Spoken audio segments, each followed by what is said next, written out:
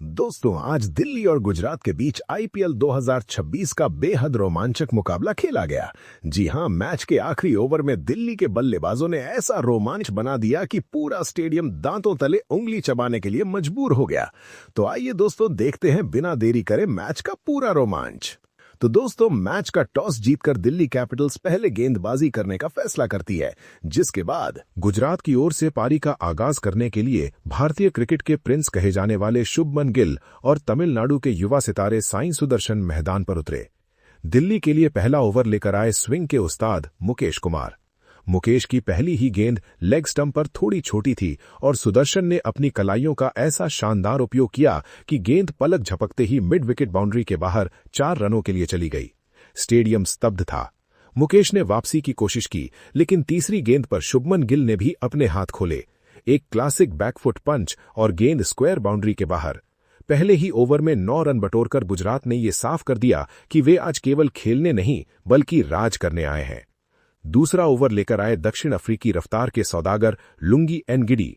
सुदर्शन ने उन्हें भी नहीं बख्शा और एक बेहद दर्शनीय क्रीम्ड ड्राइव एक्स्ट्रा कवर की दिशा में जड़कर अपनी क्लास का परिचय दिया। दिल्ली के कप्तान अक्षर पटेल के माथे पर चिंता की लकीरें साफ देखी जा सकती थीं। लेकिन दोस्तों, क्रिकेट अनिश्चितताओं का खेल है। तीसरे ओवर की पहली ही गेंद पर मुकेश कुमार ने अपनी रणनीति बदली, लेंथ थोड़ी पीछे खींची और गेंद को तेजी से बाहर निकाला। सुदर्शन कट मारने के फेर में अपना संतुलन खो बैठे और गेंद सीधे उनके स्टंप्स में जा समाई। Clean bowled. सुदर्शन के आउट होते ही दिल्ली के हजारों प्रशंसकों में एक नई जान लौट आई। परंतु दिल्ली की ये खुशी बहुत छोटी साबित होने वाली थी, क्योंकि क्रीज पर कदम रखा था विश्व क्रिकेट के सबसे विध्वंसक बल्लेबाज जॉस बटलर ने। बटलर ने आते ही किसी साइड स्टीनर्स का इंतजार नहीं किया। उन्होंने मुकेश कुमार को निशाने पर लिया और उनकी एक धीमी गेंद पर कदमों का इस्तेमाल करते हुए गगनचुंबी छक्का जड़ दिया।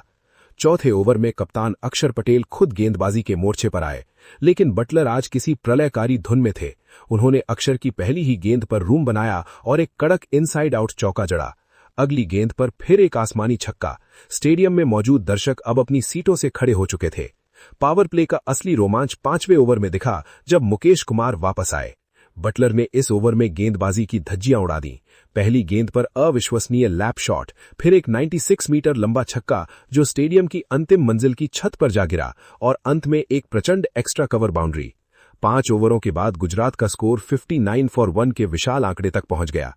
जब ऐसा लग रहा था कि रनों का ये महातूफान दिल्ली को बहा ले जाएगा, तब अक्षर पटेल ने अपना सबसे बड़ा मास्टर स्ट्रोक खेला। उन्होंने गेंद थमाई जादुई चाइनामैन गेंदबाज कुलदीप यादव को। 8वें ओवर में कुलदीप ने वो कारनामा किया जिसने मैच की दिशा बदल दी।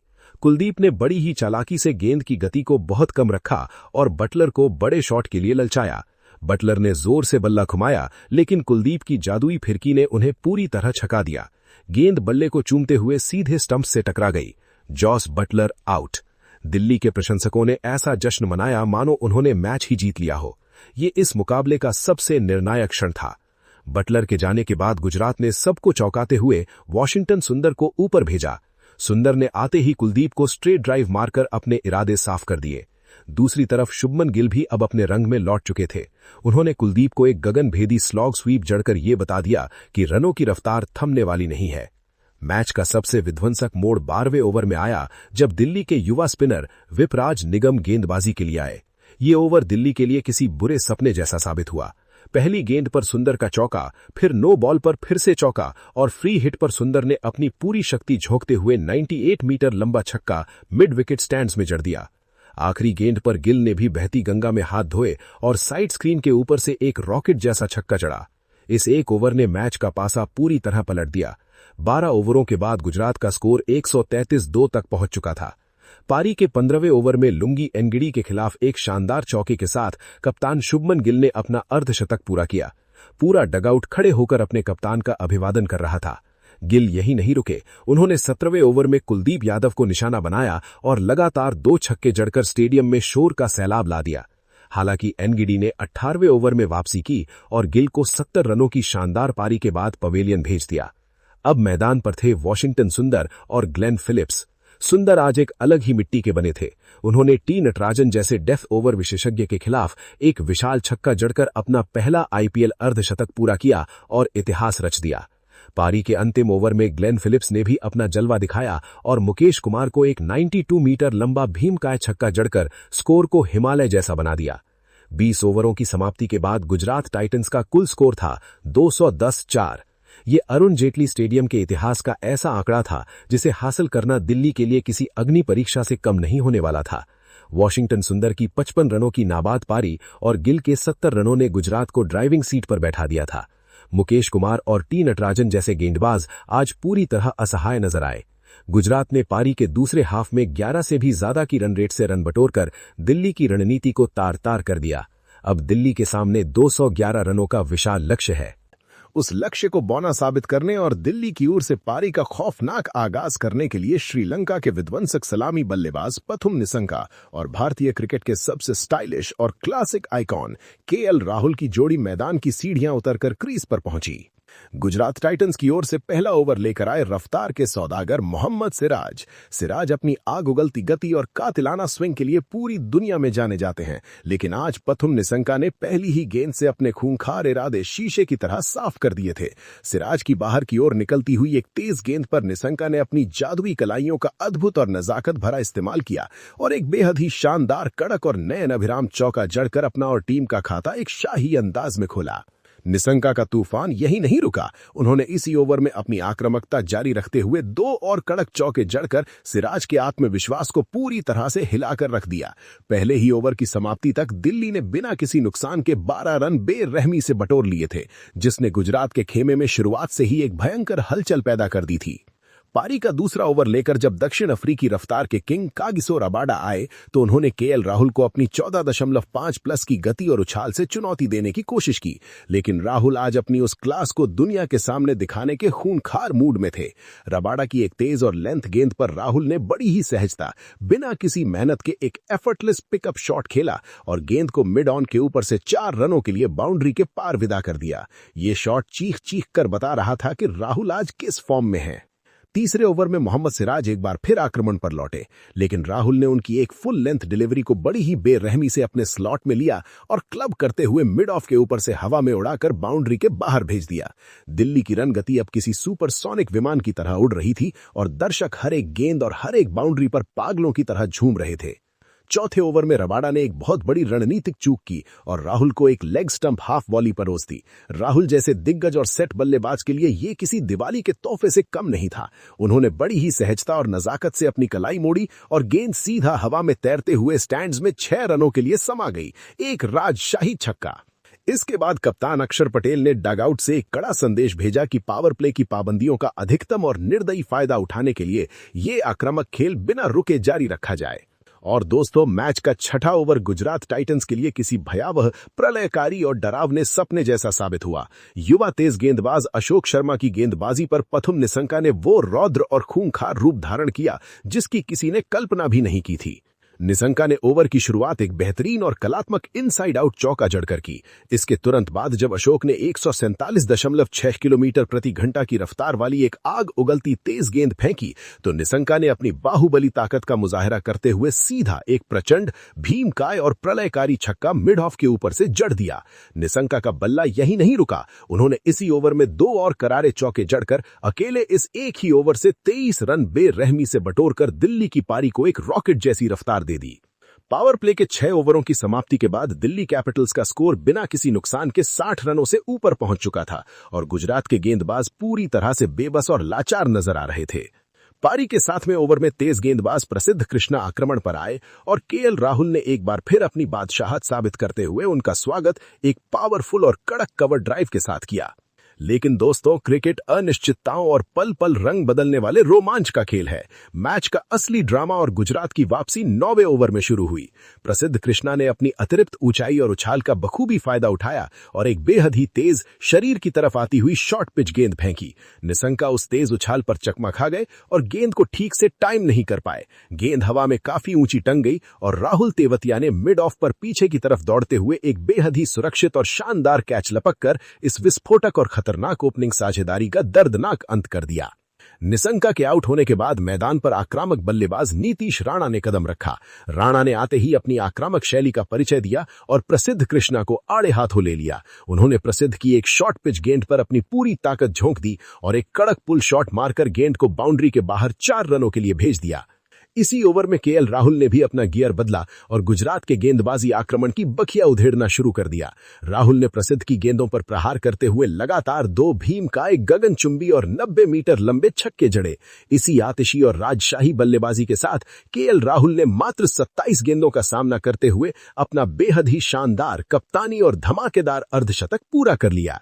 प्रसिद्ध कृष्णा का ये ओवर दिल्ली के लिए किसी वरदान से कम साबित नहीं हुआ, जिसमें कुल 21 रन आए और दिल्ली की टीम अब जीत की ओर एक बेहद ही मजबूती और खूंखार अंदाज के साथ कदम बढ़ा रही थी। अरुण जेटली स्टेडियम के उस तपते और शोर भरे माहौल में जब दिल्ली कैपिटल्स की पारी अपने सबसे मजबूत और निर्णायक मोड़ पर थी, तब गुजरात के कप्तान शुभमन गिल ने हार न मानते हुए गेंद थमाई दुनिया के सबसे मायावी, जादुई और खतरनाक लेग स्पिनर करामाती राशिद खान को। पारी का 10वां ओवर शुरू होते ही मैदान पर एक अजीब सी डरावनी खामोशी छा गई, क्योंकि हर कोई जानता था कि राशिद की उंगलियां और उनकी वो जादुई गुगली मैच का पासा पलटने का पूरा दम रखती है। और दोस्तों, हुआ भी बिल्कुल वैसा ही। राशिद ने अपनी पहली ही कुछ गेंदों में वो खौफनाक करिश्मा कर दिखाया जिसने दिल्ली के खेमे में एक भयंकर हड़कंप मचा दिया। उन्होंने अपनी फिरकी के उस रहस्यमयी जाल में नीतीश राणा को ऐसा फंसाया कि राणा उनकी लेंथ को पढ़ने में चूक गए, एक अनिश्चित और आधा अधूरा शॉट खेल बैठे और गेंद बल्ले का बाहरी किनारा लेकर सीधे स्लिप में खड़े साई सुदर्शन के सुरक्षित हाथों में जा समाई। हालांकि राणा को अपनी किस्मत पर यकीन नहीं था और उन्होंने तुरंत रिव्यू का सहारा लिया, लेकिन जब बड़ी स्क्रीन पर अल्ट्रा एज दिखाया गया तो उसमें एक साफ और स्पष्ट स्पाइक नजर आया। गेंद बल्ले के किनारे को चूमती हुई निकली थी। राणा को भारी मन से पवेलियन लौटना पड़ा। लेकिन दोस्तों, राशिद खान का वो खौफनाक कहर यही नहीं थमा।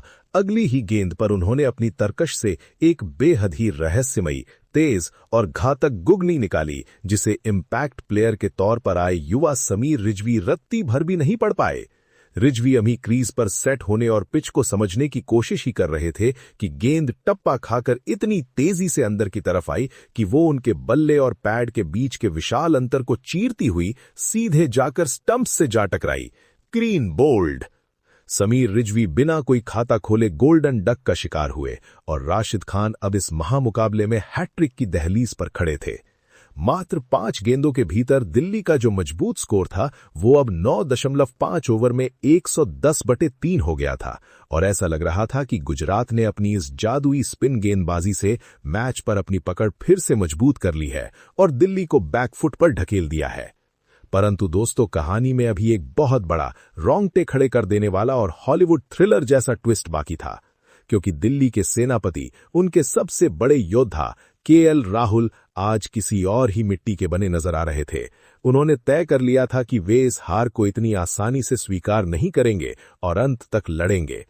जैसे ही 11वां ओवर शुरू हुआ और स्पिनर वॉशिंगटन सुंदर गेंदबाजी के लिए आए, राहुल ने पहली ही गेंद पर अपनी जगह से हटकर रूम बनाया, अपनी क्रीज से आगे बढ़े और एक बेहद ही प्रचंड, भीमकाय, प्रलयकारी और 100 मीटर लंबा छक्का सीधा लॉन्ग ऑन के ऊपर से स्टैंड्स में जड़ दिया।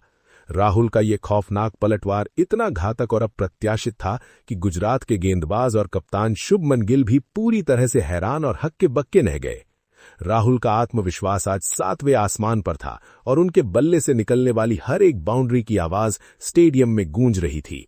पारी का 12वां ओवर समाप्त होने तक दिल्ली कैपिटल्स का स्कोर 118/3 के एक बेहद ही सम्मानजनक और खतरनाक आंकड़े तक पहुंच चुका था। केएल राहुल मात्र 35 गेंदों पर 64 रनों की एक निडर, आतिशी, क्लासिक और कप्तानी पारी खेलकर क्रीज पर अंगद के पैर की तरह डटे हुए थे। उनके साथ दूसरे छोर पर विश्व क्रिकेट के सबसे खतरनाक फिनिशर और गेंदबाजों के काल किलर डेविड मिलर मौजूद थे, जो किसी भी वक्त रनों का एक खौफनाक सैलाब लाने की पूरी बाहुबली क्षमता रखते हैं। अब समीकरण पूरी दुनिया के सामने शीशे की तरह साफ था।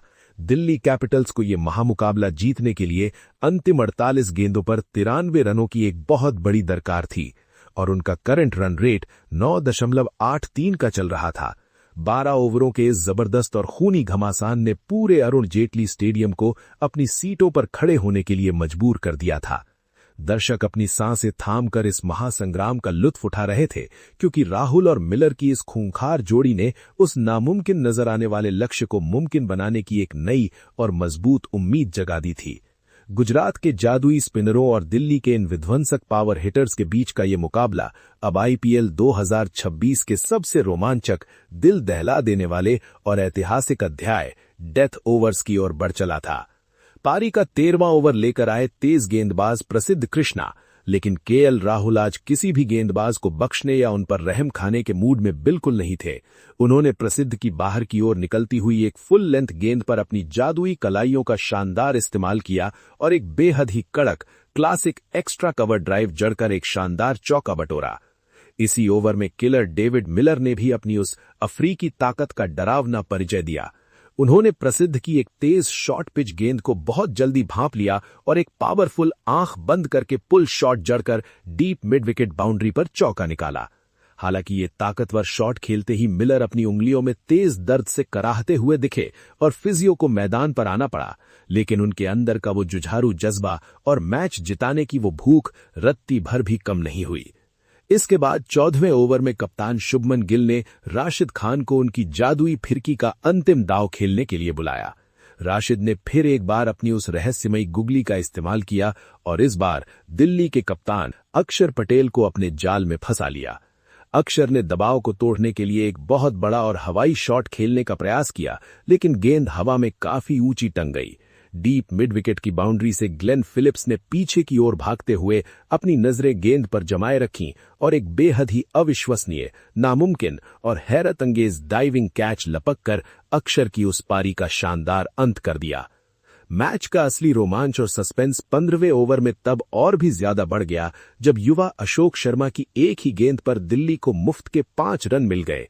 अशोक ने एक सटीक यॉर्कर डाली जिसे राहुल ने सीधे गेंदबाज की तरफ डिफेंस किया।